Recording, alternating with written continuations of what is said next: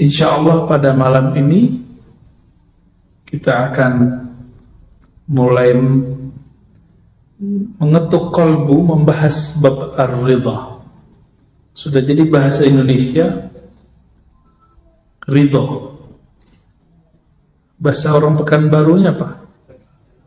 Ya, memang orang Indonesia kan. Keridhaan. Ridho itu masuk ke bahasa Persia, masuk ke bahasa Urdu jadi reza. Karena orang sana nggak bisa baca zo, do. Jadi kalau ada orang Indonesia namanya Reza, dia nggak tahu, dia kira namanya keren.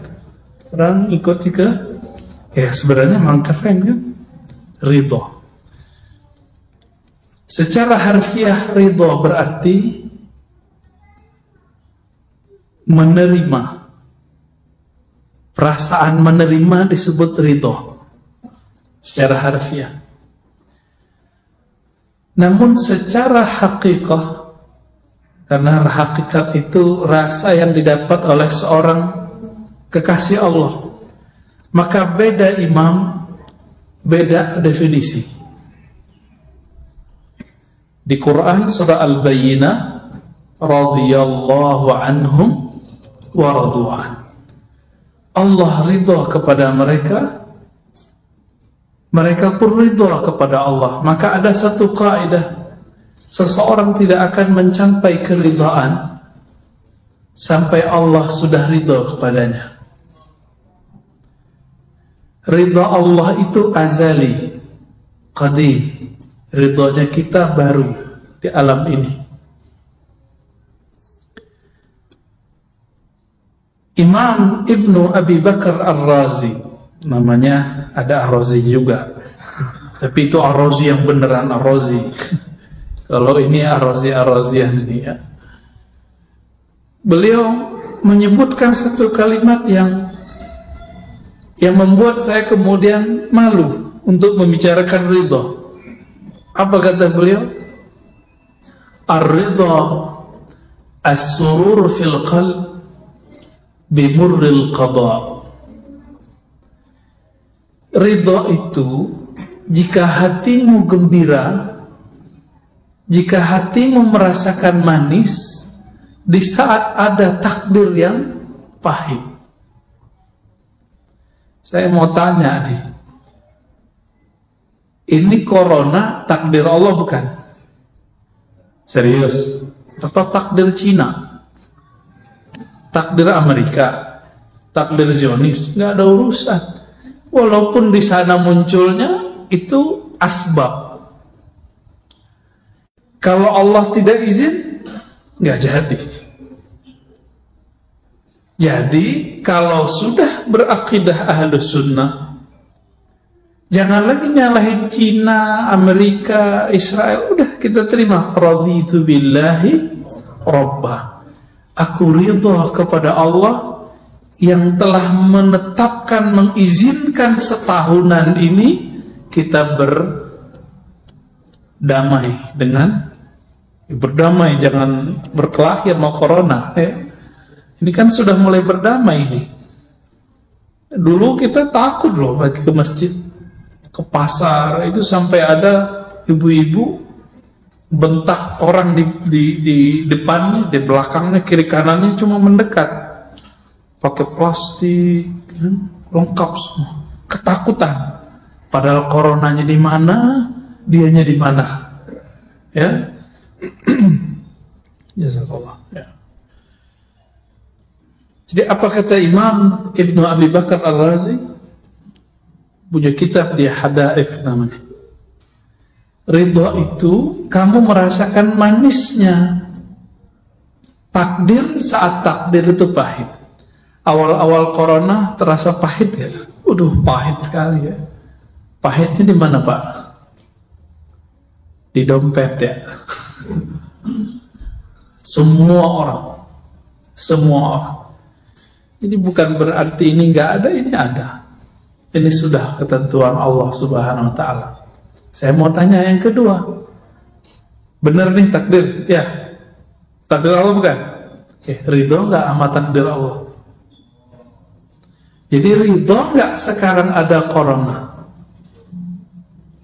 Ridhokah kalau hari ini Allah mengizinkan virus kemana-mana? Seluruh dunia loh Pak. Seluruh dunia, bukan Indonesia aja. Yang paling parah justru negara yang bukan khatulistiwa seperti kita. Negara yang subtropis, Amerika, bahkan Cina itu sendiri, Eropa, itu paling parah. Mereka lagi musim apa nih sekarang? Habis musim dingin ya? Habis akhir tahun kan? Itu berat sekali. Kita alhamdulillah. Dan Allah sebelum kita lahir sudah menetapkan dulu di tahun sekian akan ada virus. Ridho nggak? Terima nggak? Ya, maka baca atau zikir raditu billahi robba pagi sore. Ya Allah, apapun kehendakmu aku ridho.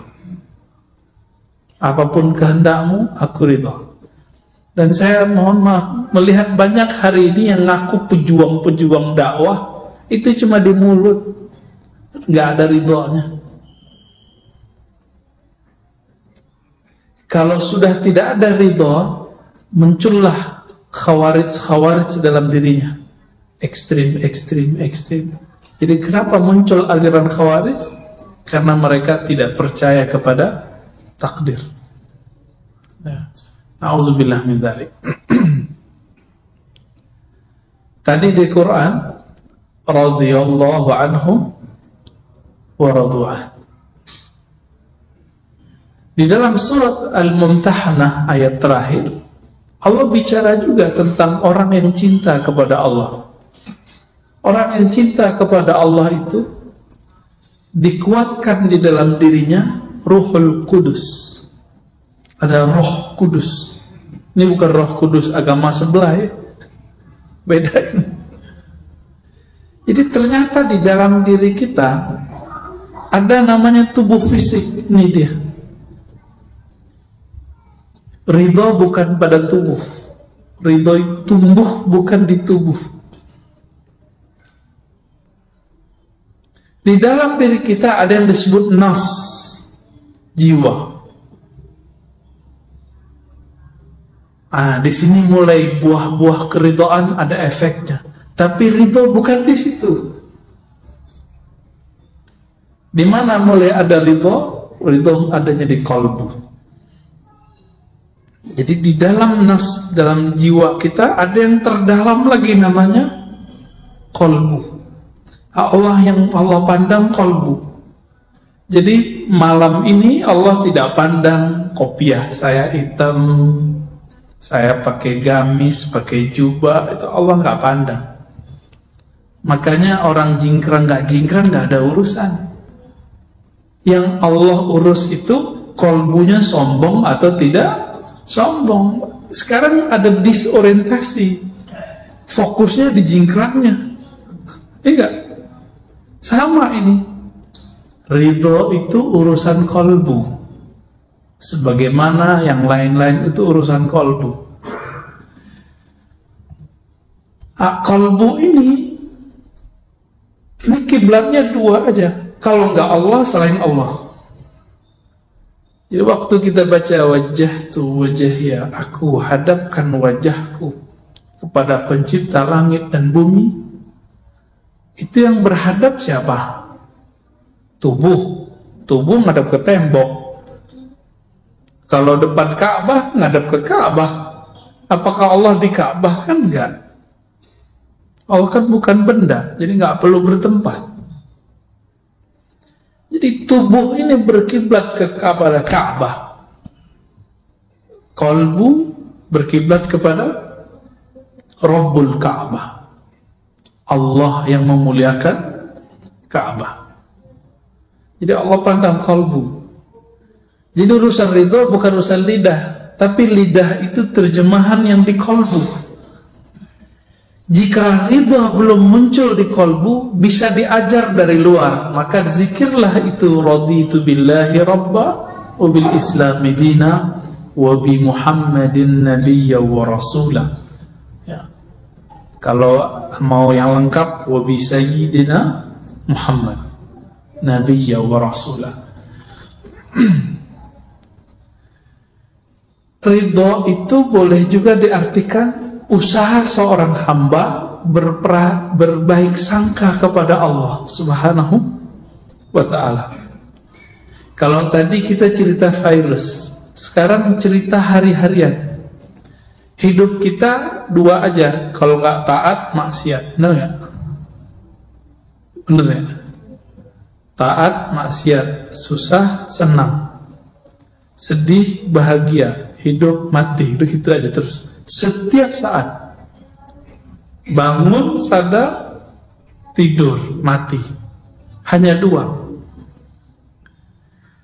Di saat kita taat, apa ridho dalam taat?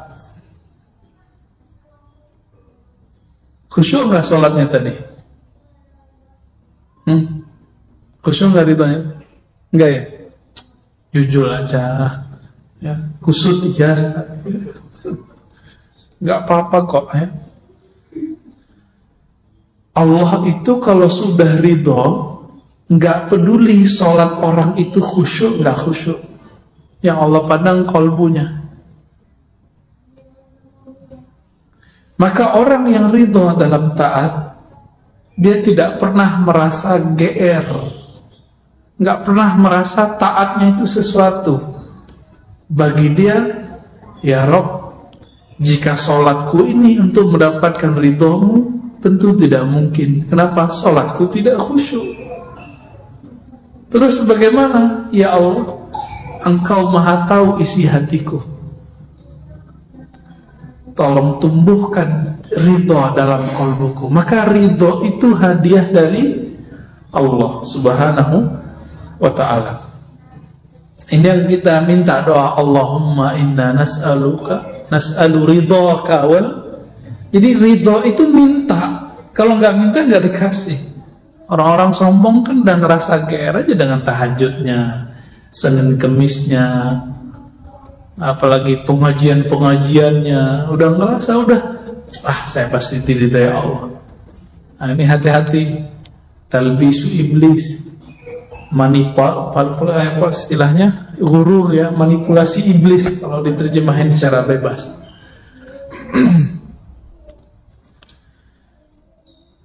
Kita buat analog. Saya punya teman, punya murid, punya sahabat.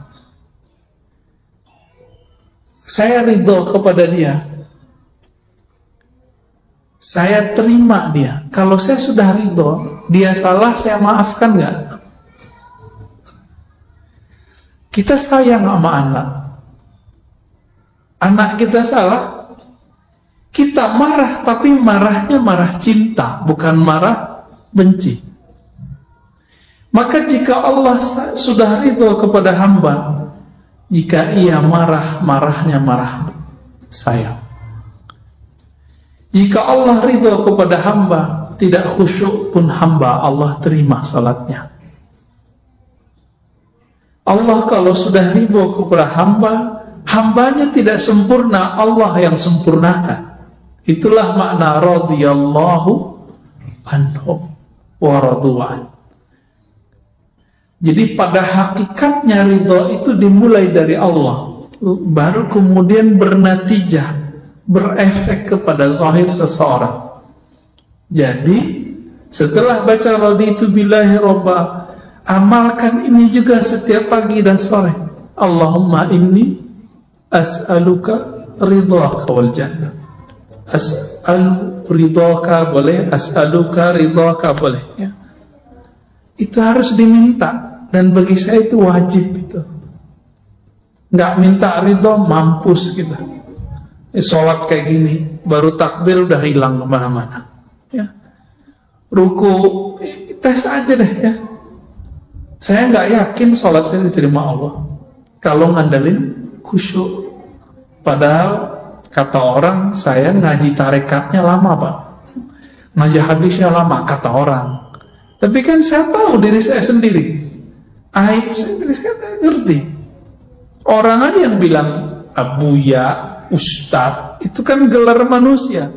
Di hadapan Allah belum tentu gelar itu laku. Maka minta ridho. Inilah doa Al-Imam Abul Hasan Asy-Syadzili. Ya Allah, jadikan aku orang yang engkau cintai, yang engkau ridhoi. Kalau Allah sudah cinta dan ridho, salah paling dicubit. Cubitnya gemes. Tahu gemes ya?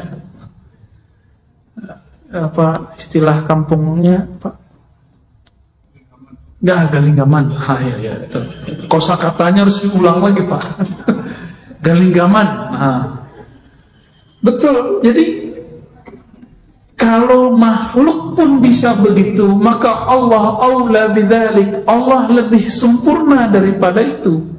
Jadi Allah itu gemesnya lebih dahsyat daripada gemesnya seorang ayah ibu kepada anaknya, kekasih kepada kekasihnya.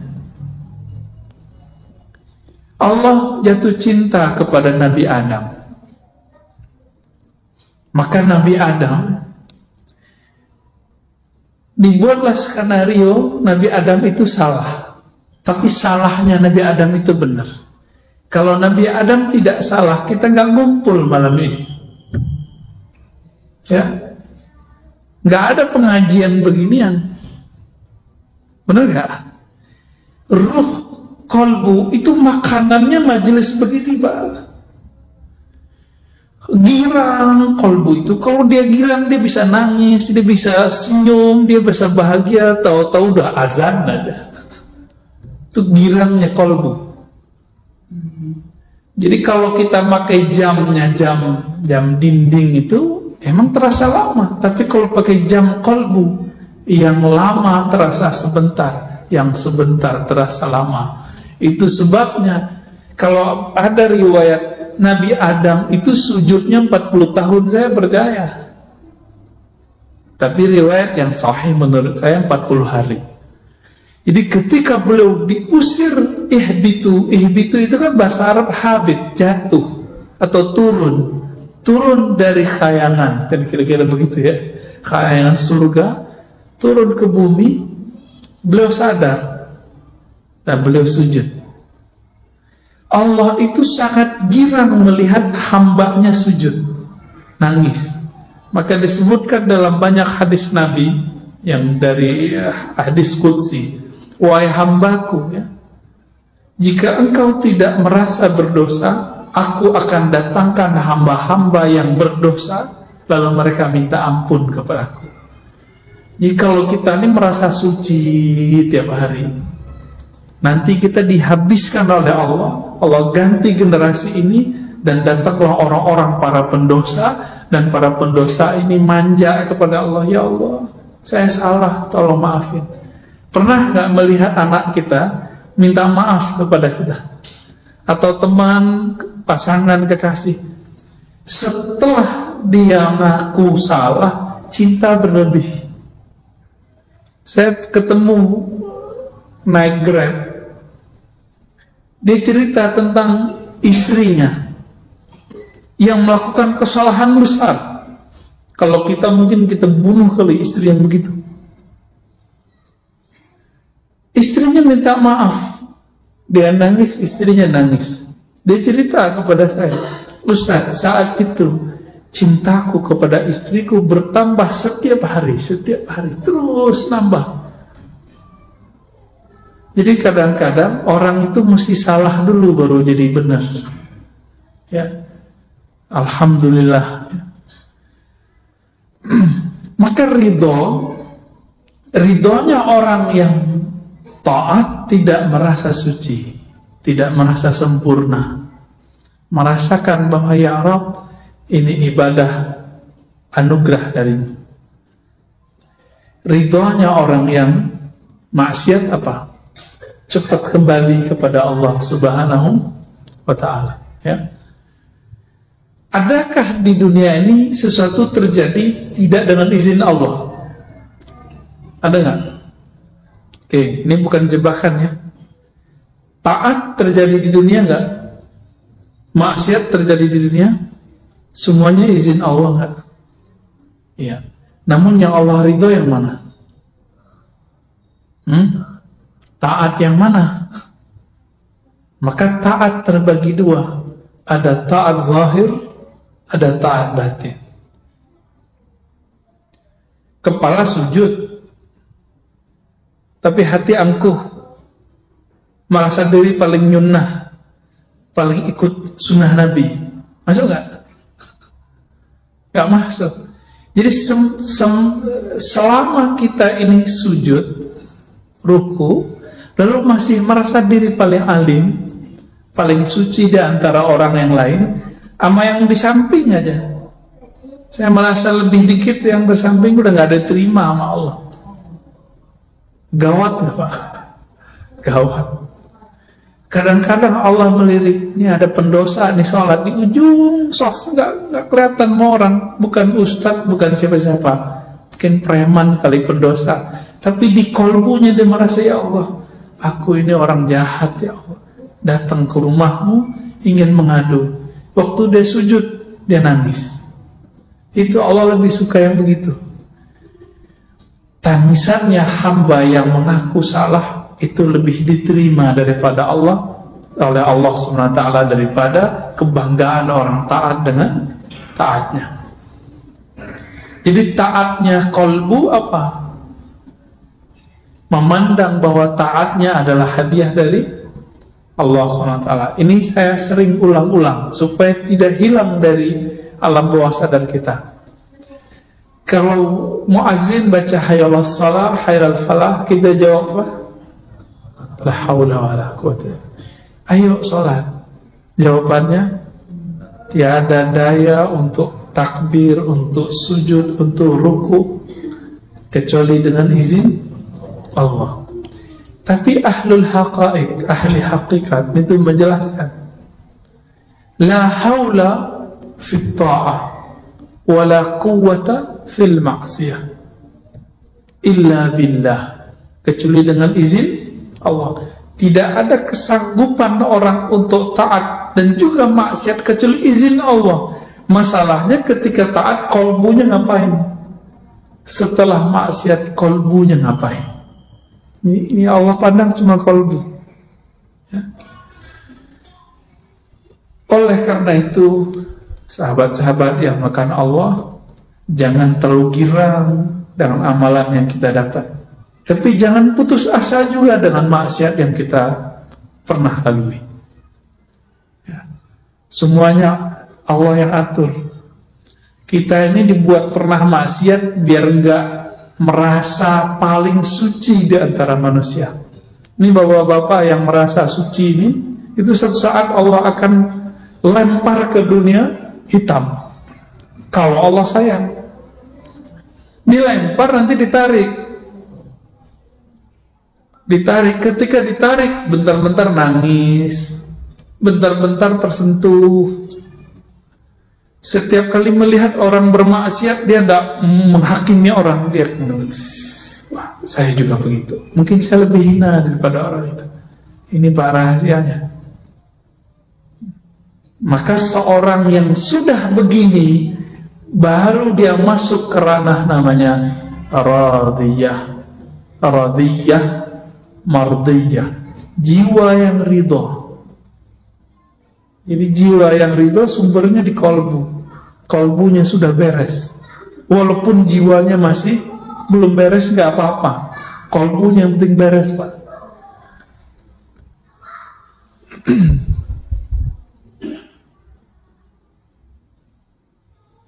Ketika disebut ridho, lalu kita baca tadi doa tadi, raditu billahi rabbah, zikir tadi. Apa kata Nabi dalam hadis Abu Daud? Orang yang meninggal, yang mati di waktu paginya dia baca raditu billah, atau sorenya dia baca raditu billah, maka dia mati syahid. Sekarang kita tanya, arti asli dari syahid apa? Syahidayash hadu, menyaksikan. Apa yang dia saksikan? Perbuatan Allah Subhanahu wa ta'ala. Karena dia tahu Allah yang berbuat, dia ridho, maka dia disebut syahid. Itu artinya mati syahid, Pak. Kenapa para pejuang itu kalau kegores badannya dia senang, Pak, girang, rohaninya girang, ketusuk badannya sakit, tapi kolbunya bersyukur kepada Allah. Itu kalau dia jihad dengan kolbunya, dengan ruhnya. Maka nanti para syuhada disebutkan dalam Sahih Bukhari dan Muslim, jika dia mati, dia minta dihidupkan lagi. Ya Rabb, hidupkan aku, ahyini. Jika aku hidup, matikan lagi Allah dengan syuhada. Hidup lagi, mati lagi, hidup lagi, mati lagi. Jadi kecanduan. Jadi para syuhadanya ada kecanduan. Ketika ditusuk mati, itu dia merasa bahagia. Inilah yang disebut oleh Allah Ta'ala, bal ahya'un inda rabbihim yurzakun. Mereka hidup di sisi Allah. Kenapa? Karena mereka ridho. Jadi kalau mau jadi pejuang di akhir zaman, belajar ridho, Pak.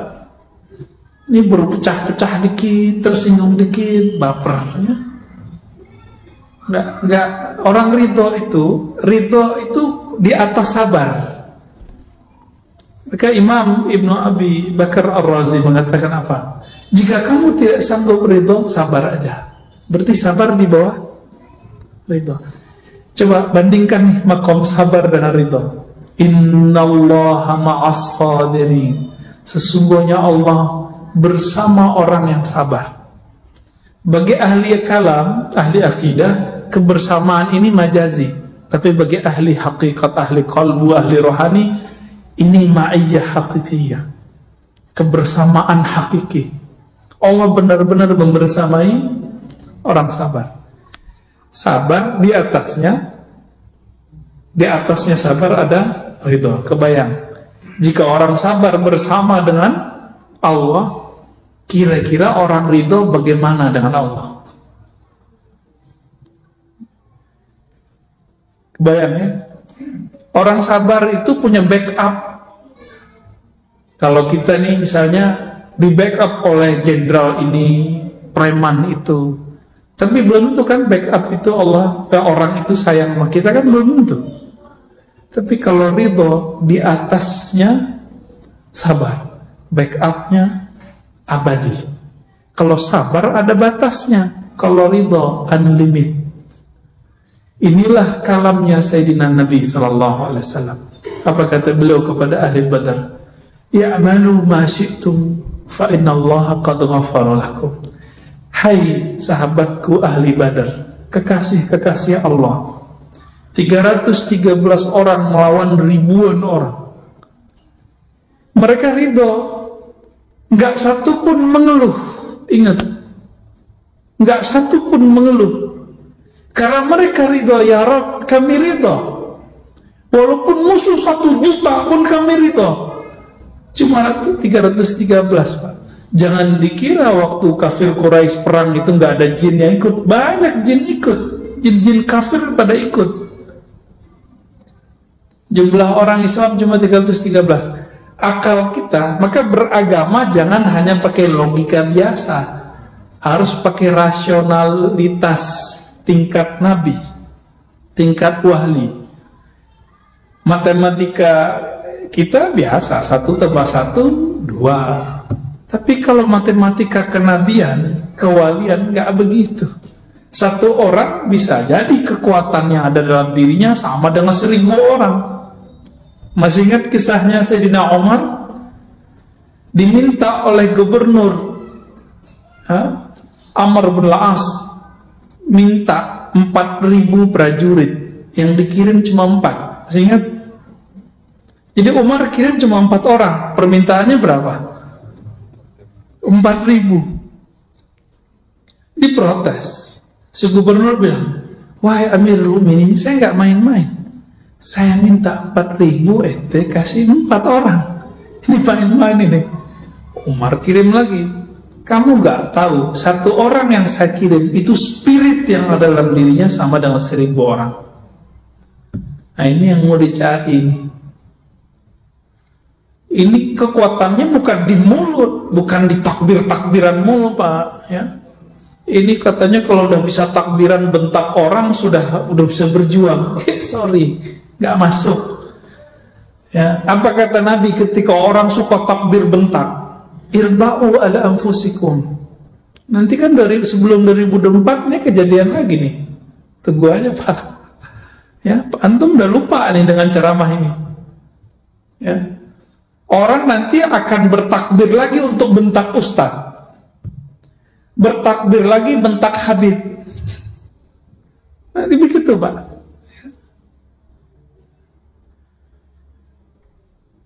Dikira kalau ada takbir itu benar.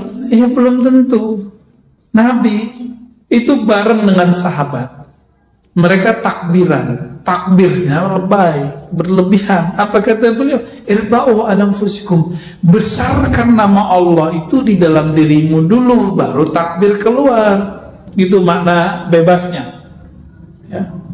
Kenapa? Yang kamu panggil itu bukan zat yang tuli, bukan zat yang jauh, dia dekat bersama kita. Nah, kembali ke hadis Al-Badr tadi. 313. Karena mereka awalnya ridho, lalu kemudian Allah pun ridho. Apa kata Nabi? Udah kalian bebas mau ngapain, Allah telah ampuni kalian. Maka di antara Ahlul Badar itu ada yang tetap taat, ada yang hari ini taat, besok maksiat, besok taat, begitu terus. Karena nggak ada jaminan kita tobat hari ini besok nggak dosa. Jadi kecanduan taubat wajib, jangan kecanduan maksiat. Jadi taubat nasuha bukan sekali, taubat nasuha berkali-kali. Oh, saya ntar aja deh taubat. Bukan begitu, taubat itu berkali-kali. Besok saya maksiat lagi, niat apa enggak? Kalau antum niat baru main-main namanya.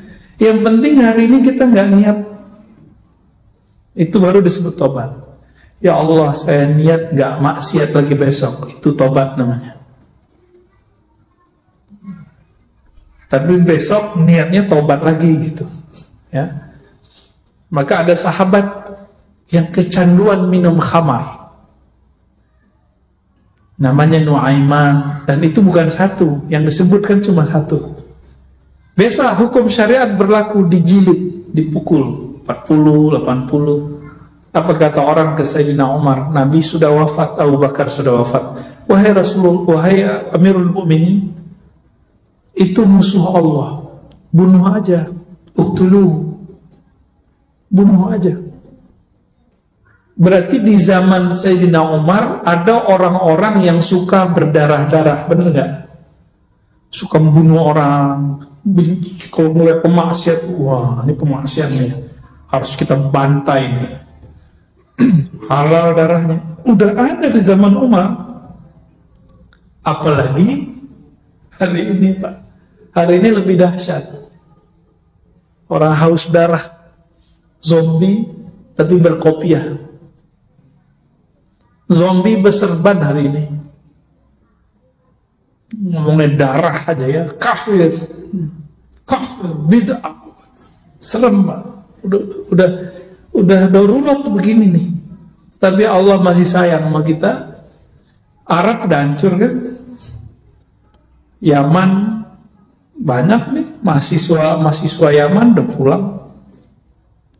Saya ketemu juga kawan-kawan di Eropa, dia asli Yaman, gak mau balik lagi. Apalagi Saudi yang nyerang Houthi Yaman, Irak udah hancur, Syam udah hancur. Sisa Turki bukan Arab, Turki itu bukan orang Arab ya. Turki itu punya nostalgia zaman Khilafah Utsmaniyah, tapi sebenarnya nggak berdaya juga, gertakan aja yang kuat. Saya kalau ceritain persoalan Turki kan pada nggak percaya ntar. Ya, banyak masalah sebenarnya.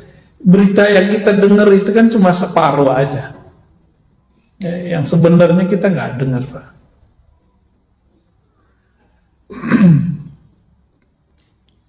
Gimana? Jadi ridho nggak?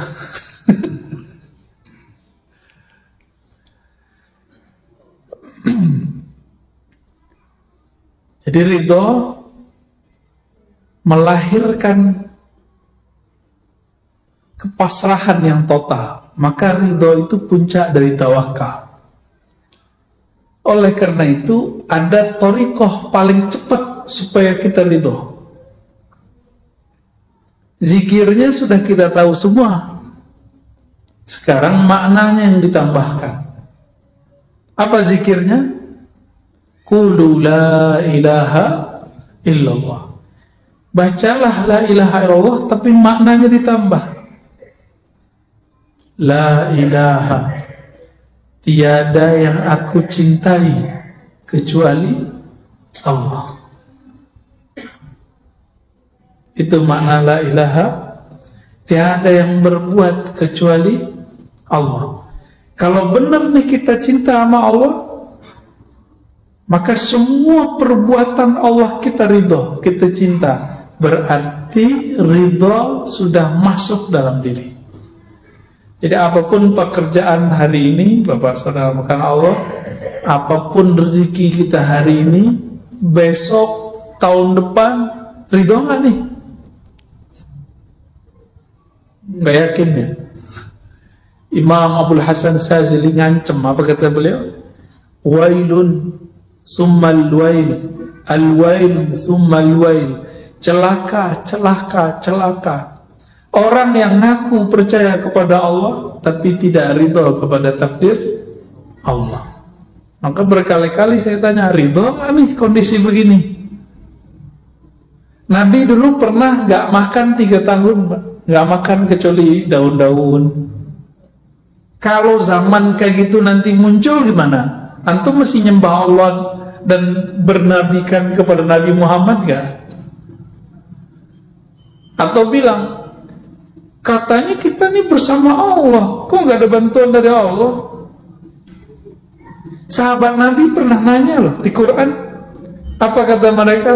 Mata Nasrullah. Nabi juga ngomong begitu. Kapan pertolongan Allah turun? Mereka menjerit dalam dirinya setiap hari.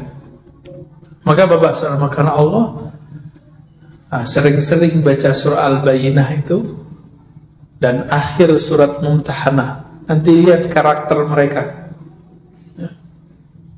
Karakter mereka adalah karakter orang yang beramal dengan qalbunya. Karena Allah kuatkan dengan Ruhul Quds, dengan Roh Kudus. Nah, diri kita, tubuh ini, di dalam diri kita ini ada namanya Ruhul Hayawan, ruh hewani. Makanya kita ini bisa marah seperti hewan. Jadi kalau antum ini bentak orang yang nyalip kita di tengah jalan, itu yang bentak bukan setan, karena setan gak pernah bentak. Setan tuh kalau ngomong lembut.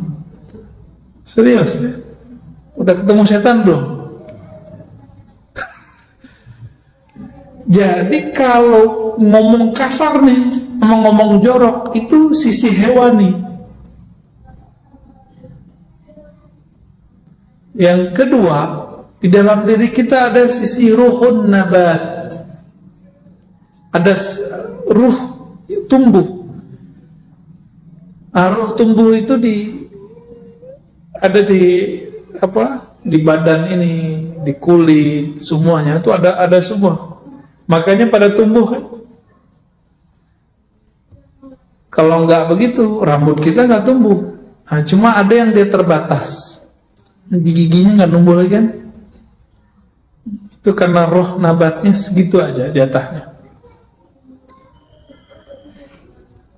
Kalau kita cuma hidup dengan 2 roh ini, 2 spirit ini, maka kita sama dengan binatang ternak. Ulaika kal an'am, marah, ya, makan, minum, tidur, itu dia.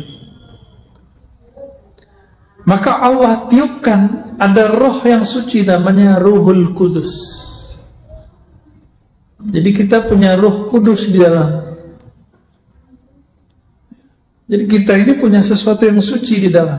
Inilah yang dikatakan dalam Al-Quran ya, fa nafakhtu fihi min ruhi, aku tiupkan rohku. Aku tiupkan rohku. Maka roh inilah yang bikin kita sadar setiap hari. Tubuh maunya ke bumi, sukanya yang sifat bumi. Yang hewani tadi ya sukanya sifat hewan, makan, minum, kawin, ya itu hobinya. Tapi ruh senangnya ngapain? Ruh itu yang disebut di dalam hadis al-ihsan an ta'budallaha ka'annaka tarah. Jadi kalau apa dalilnya saya ngomong begini ya, dalilnya itu Islam, iman, ihsan. Al-Islam itu di zahir, al-iman itu di akal, al-ihsan itu pada ruh. Ruh itu maunya bertemu, maka hadisnya engkau ibadah seakan bertemu dengannya. Karena ruh itu yang ada di situ sifat cinta. Jadi cinta yang hakiki itu yang ini dia. Ya. Ruh inilah sumber dari ridho tadi. Semoga pada malam ini Allah pandang kita dengan ridhonya. Amin ya rabbal alamin. Wassallallahu ala nabiyina Muhammad. Gimana? Udah? Mau tanya jawab? Enggak sempat kali ya? 5 menit lagi. Ya. Ya. Bisa. Kita ada acara bisa. Masih sempat? Oke, baik. Gimana Pak? Pemilu kalah, ridho nggak? Dulu Pak ya, syukur. Dulu kita bisik-bisik yang anti sama buat jalan tol. Sekarang dia menikmati selfie lagi. Jadi memori manusia itu pendek Pak, pendek sekali, sangat-sangat pendek. Jadi jangan percaya orang dengan dia hari ini. Tunggu aja Pak, hati itu berubah cepat, bukan main. Kecepatan korbu itu berubah lebih cepat dari kecepatan cahaya. Cuma zahirnya kadang-kadang terlambat. Ya. Itu sebabnya Nabi sering berdoa, ya muqallibal qulub, hadis sahih Bukhari, wahai yang membolak-balik hati. Ya.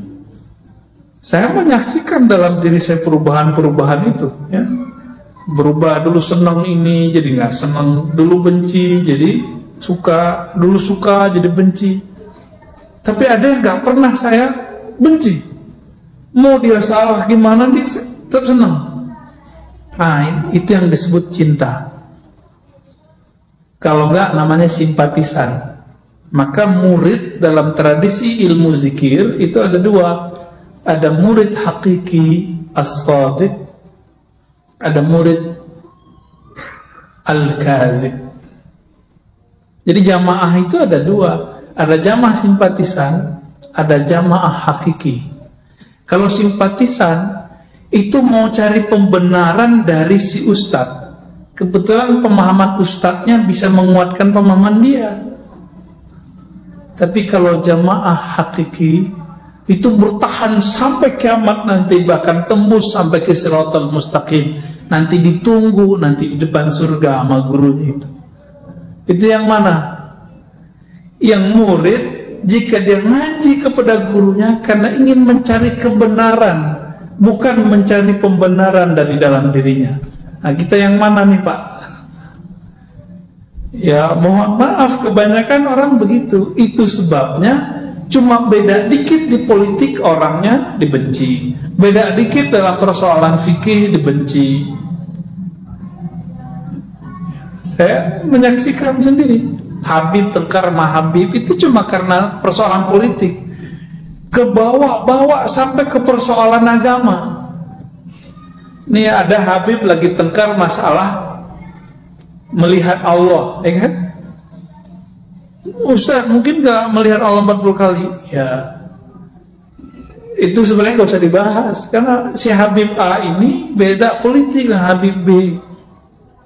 Jadi persoalan politik ini dibawa-bawa ke agama. Kenapa? Karena kecintaannya kepada Habib bukan kecintaan hakiki. Dia cinta karena pilihan dia sama masih Habib. Kalau udah beda, oh ini bukan Habib gue nih, ya, tuh Habib palsu gitu. Jadi Habib yang asli itu yang ikut dia, bukan dia yang ikut Habib. Gimana kira-kira? Kuat gak antum ntar dengan perubahan-perubahan begitu? Ya, Nabi Musa diuji itu, maka diuji. Allah zahirkanlah Nabi Khidir dengan pantangan semua yang Nabi Musa tidak suka. Tapi Nabi Musa masih tetap ikut Nabi Khidir, karena Nabi Musa adalah murid sejati. Keceplosan juga sih. Ini kenapa ini Khidir? Tapi dia bukan berarti mengingkari Nabi Khidir, dia cuma nanya, maklum orang nanya. Ya. Dan saya berdoa, kita berdoa semoga kecintaan kita kepada Allah, kepada Rasulullah, kepada pewaris Rasulullah itu cintanya sejati, bukan cinta karena kita mencari pembenaran. Amin ya rabbal alamin. Allahumma arzuqna as-sidqa fil hubb, Allahumma awsilna ila hubbika. Ya Allah, sampaikan kami kepada hakikat cintamu. Ya Allah, pandanglah kami dengan cintamu. Allahumma arzuqna ru'yataka wa ru'yata nabiyyika al-Mustafa Muhammad SAW. Ya Allah, berilah kami kemuliaan dapat memandang wajahmu, memandang wajah kekasihmu Sayyidina Nabi sallallahu alaihi wasallam. Assalatu wassalamu alaika ya Sayyidana ya Rasulullah. Alhamdulillah Rabbil Alamin. Subhanakallahumma wa bihamdika asyhadu an la ilaha illa anta astaghfiruka wa atubu ilaik. Assalamualaikum warahmatullahi wabarakatuh.